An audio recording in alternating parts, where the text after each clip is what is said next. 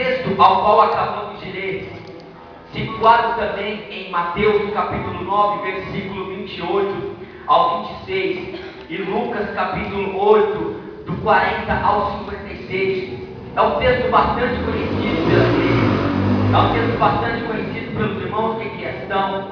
Ora, quem já não ouviu as outras pessoas, outros preletores, pregar e falar acerca deste versículo, a falar acerca dessas duas histórias ao qual nós acabamos de ler. Mas meu Deus me deu uma revelação e eu quero passar para os irmãos essa revelação nessa noite. A Bíblia nos descreve, meus irmãos, que Cristo, atravessando o outro lado do mar, ele coloca-se diante da terra, e conforme ele vai andando diante de Jesus, perante a presença do Senhor, chega uma das mais importantes peças, uma das mais importantes pessoas, um dos mais importantes poderes aquisitivos daquela época, que era o chefe da sinagoga, por nome de Jairo. Este homem estava com um problema, e quem sabe a Bíblia não descreve, mas para este homem chegar até Jesus, este homem ouviu falar de Jesus. Este homem ouviu falar que Jesus poderia curar, batizar, que ele poderia salvar, que ele poderia fazer o morto ressuscitar, que ele poderia fazer milagres, prodígios e maravilhas. Jesus chegando à banda do outro lado, a Bíblia nos relata que esse chefe da sinagoga, que esse administrador da sinagoga, o lugar onde se ensinava os rabinos, o lugar onde as pessoas se reuniam, ali ele chega diante até Jesus e fala assim: olha, mestre, eu tenho uma filha, e esta filha me está sofrendo de uma enfermidade, esta minha filha está sofrendo de um mal, eu lhe rogo que o Senhor vá até a minha casa, que o Senhor estenda as suas mãos, e que o Senhor cure a minha filha. Um algo interessante que me chama a atenção, meus irmãos, é que o chefe da sinagoga, eles tinham uma particularidade, eles tinham uma filiadade com os fariseus, e por sinal, os fariseus não acreditavam em Cristo, porque Cristo fazia coisas que eram abomináveis aos olhos dos fariseus. Os fariseus eram judeus que conheciam as Escrituras, que conheciam a palavra, que examinavam o Pentateuco, que examinavam a Torá, os 5 primeiros livros da Bíblia. Eram homens instruídos dentro da palavra de Deus, e Cristo veio confundir a cabeça destes homens.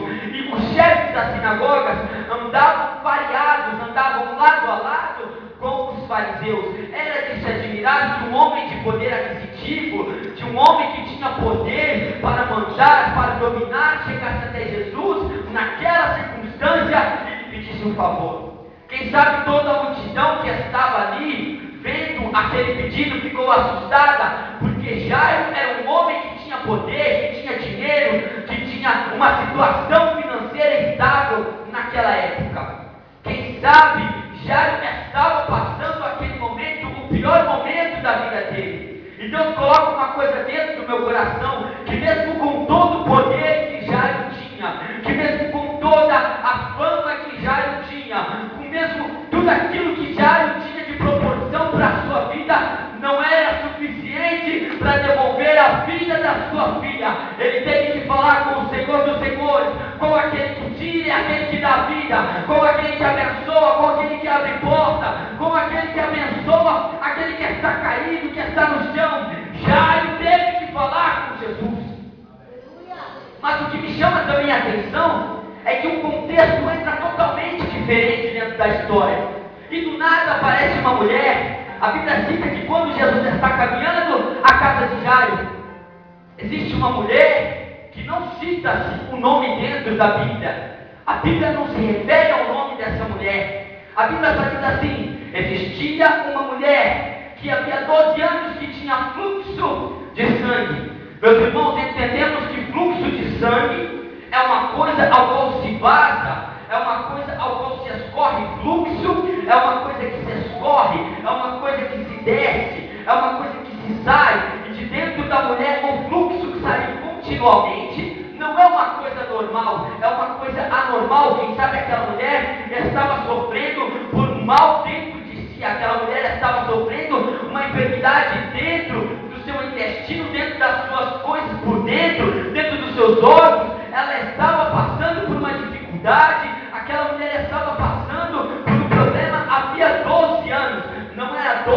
dias, não era 12 horas, nem 12 semanas, era 12 anos que aquela mulher havia padecido de um fluxo de sangue. E pela lei de Levítico, capítulo 15, aquela mulher teria que ser isenta, pastor Fábio. Aquela mulher não poderia ficar no meio da sociedade. Aquela mulher não poderia ir à quitanda e comprar comida. Aquela mulher não poderia pagar as suas contas. Aquela mulher não poderia ter contato com a sua família. E aqui eu entro na mensagem de Deus para a sua vida. Antes de ministrar a cura da mulher nessa noite, antes de nós falarmos da cura daquela mulher, eu quero falar do que aquela mulher sofria. Eu quero falar do que aquela mulher estava padecendo.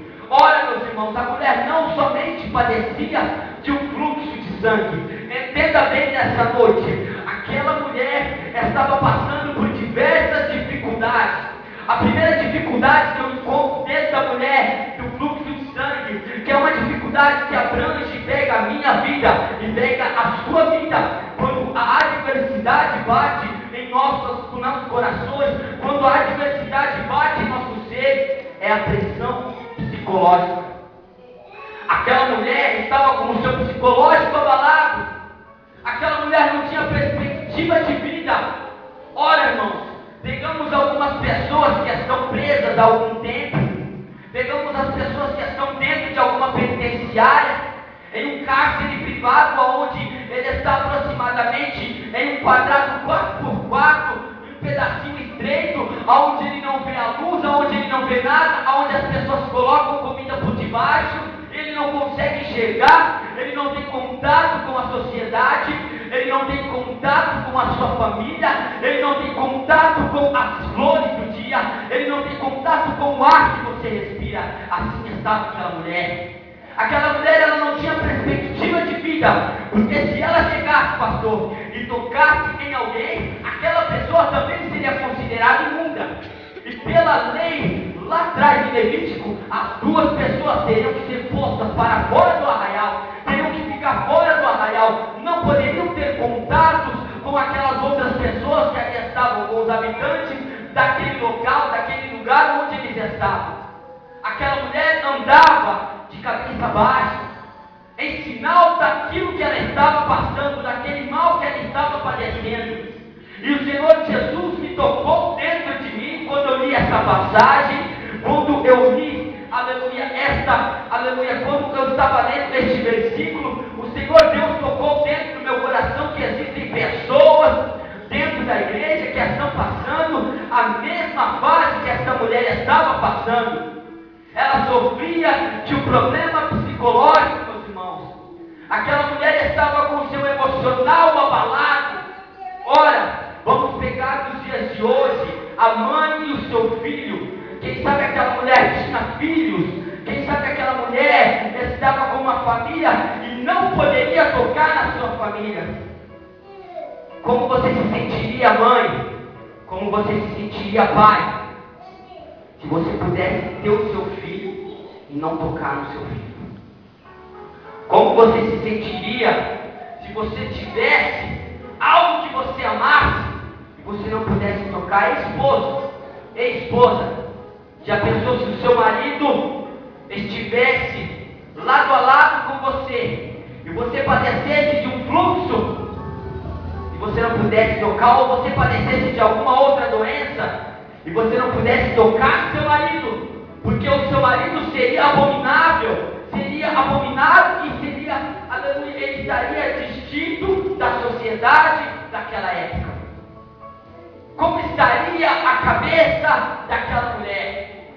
Essa mensagem ficou batendo a madrugada inteira, irmãos, dentro da minha cabeça e dentro do meu coração. Eu deitei na minha cama e o Senhor Jesus me colocou novamente em pé. Eu dobrei meu joelho e comecei a orar. E o Senhor Jesus me levou lá, naquele dia. Como estava aquela mulher? Aquela mulher, por estar naquela situação, ela não só também estava passando por um problema psicológico, como ela estava passando por um problema financeiro. A Bíblia relata que ela tinha dinheiro e havia padecido muito com muitos médicos e despedido tudo quanto tinha. A mulher tinha dinheiro, mas a decepção da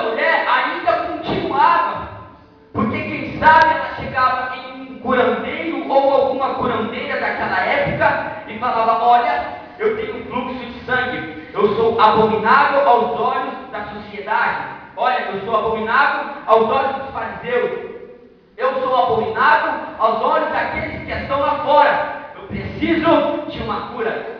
Aí o curandeiro falava assim: olha, é tanto, não, eu pago, você vai me garantir a cura, eu vou, então está aqui o seu dinheiro. E aquela mulher tomava remédios, e tomava mais remédios, e tomava mais remédios, e não via a cura dela. Primeiro, ela tinha a decepção de não estar com a família, mas ela ainda tinha dinheiro.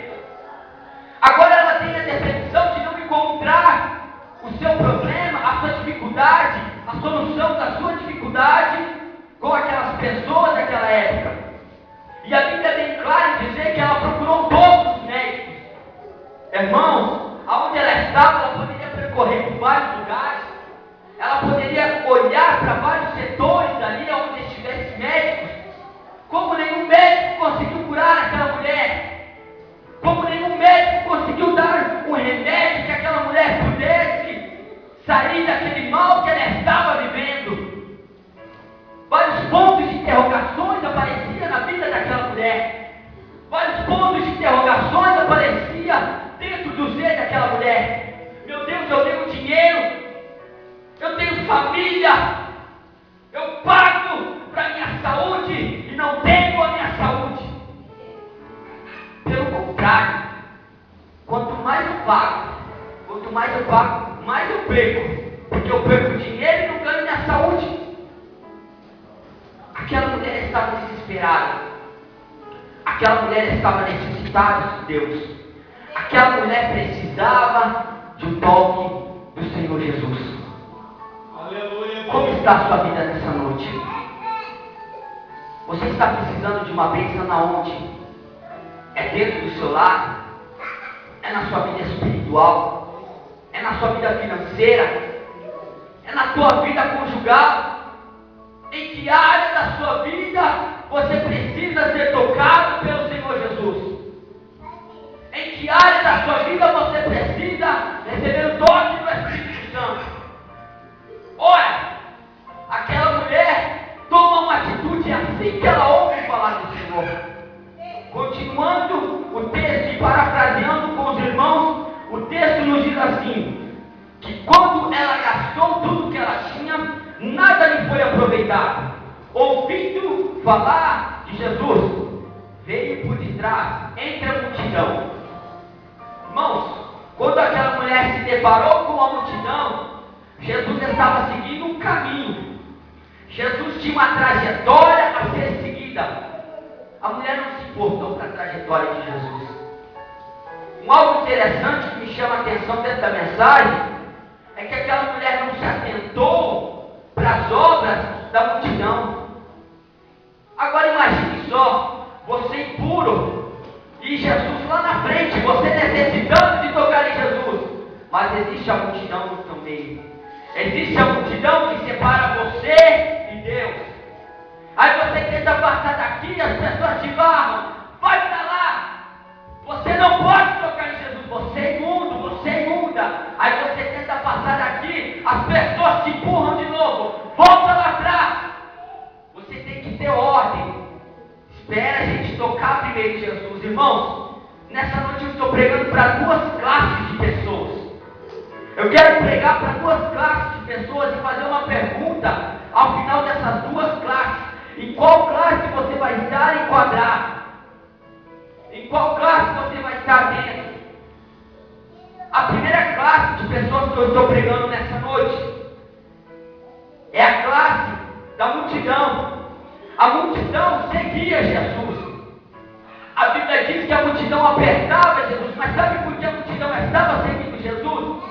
Porque a multidão queria ver aquilo que Jesus ia fazer com a filha de Jairo. A multidão queria observar e ver a atitude de Jesus mediante a filha de Jairo.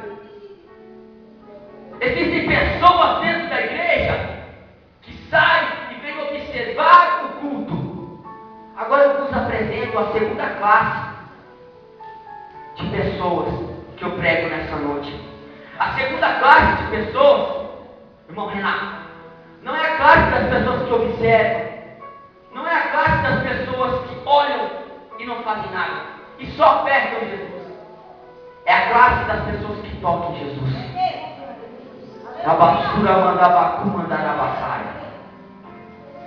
Essa mensagem é forte, direcionada ao seu coração nessa noite. Essa classe de pessoas, ela não está interessada em saber qual é o tamanho da multidão.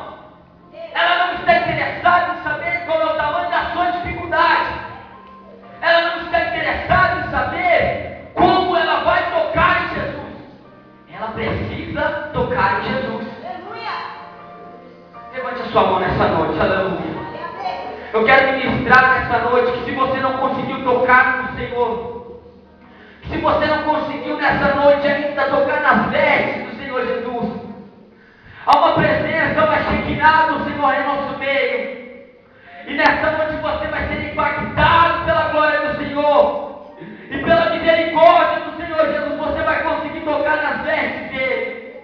Você vai conseguir alcançar a misericórdia do Senhor. Você pode adorar o nome do Senhor com a sua mão levantada. 1 minuto da sua adoração a Deus.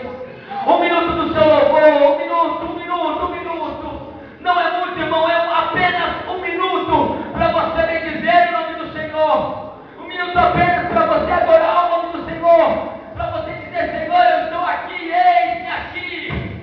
Olha para mim, Senhor.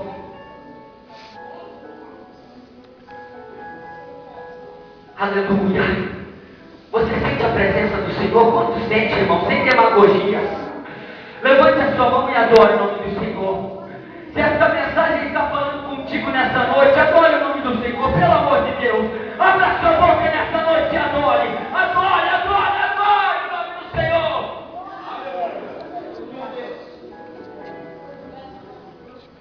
Então ela tocou nas suas vestimentas. Porque dizia: se tão somente tocar nas suas vestes, sararei. E logo lhe secou a fonte do seu sangue, sentiu seu corpo, está já curada daquele mal. E logo Jesus, conhecendo que virtude de se saíra, voltou para a multidão e pergunta: quem me tocou? Olha que interessante, irmãos. É que existem 2 fatores quando a mulher toca em Jesus. Eu quero que você grave bem isso dentro da sua mente, que você nunca esqueça disso que eu vou te dizer agora. Quando você toca em Jesus, você recebe algo e Jesus recebe algo. Agora, quando Jesus toca em você, você recebe algo e Jesus recebe algo novamente. É uma troca que você faz com Jesus. Como assim, irmão Hélio? O que você está querendo dizer? Eu te explico, irmão. Aquela mulher, ela teve fé de tocar na orla dos vestidos do Senhor. Quando ela tocou no Senhor Jesus, o Senhor Jesus recebeu algo. Sabe o que Jesus recebeu? O que está escrito: porque Ele levou sobre si as nossas dores e as nossas enfermidades, e o castigo que nos traz a paz estava sobre Ele, e sobre as suas pisaduras somos sarados. Basura manda batalha. Quando você toca no Senhor Jesus, você recebe a bênção do Senhor, e o Senhor recebe a sua enfermidade. Quando você toca no Senhor Jesus, você transmite aquilo que você tem para o Senhor Jesus. Você transmite aquilo que está dentro de você para o Senhor Jesus. Agora eu quero convidar você nessa noite a você transmitir aquilo que você tem nessa noite para o Senhor Jesus. Transmita o seu problema lá dentro do seu lar para o Senhor Jesus. Transmita nessa noite a sua dificuldade para o Senhor Jesus. Eu não conheço a tua vida, eu não conheço a tua trajetória, e nem sei os seus caminhos. Eu simplesmente vim aqui trazer a palavra de Deus ao seu coração. Uma palavra direcionada ao seu coração. Será que você está ouvindo a voz do Senhor nessa noite? Tu camandará basura bacai. Duramando bacamandarabassura bacamandabacaga.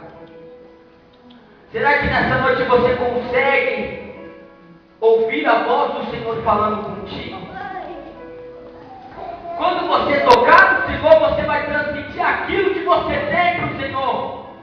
Aquela mulher automaticamente transmitiu um fluxo de sangue para o Senhor. Jesus então percebe que precisa de virtude, irmão. Quando sai virtude, a palavra virtude significa graça. A palavra graça, irmãos, é favor não merecido. Mas pela misericórdia do Senhor, Ele nos alcança, nos toca, nos dá vitória, nos liberta, nos transforma e nos faz nova criatura pelo poder da Sua palavra. Aquela mulher já não era igual. Aquela mulher era diferente. Quando ela toca no Senhor, virtude sai do Senhor e passa para a vida dela. Aí Cristo para a multidão. Quem me tocou? Quem me tocou? Se coloque de pé nessa noite.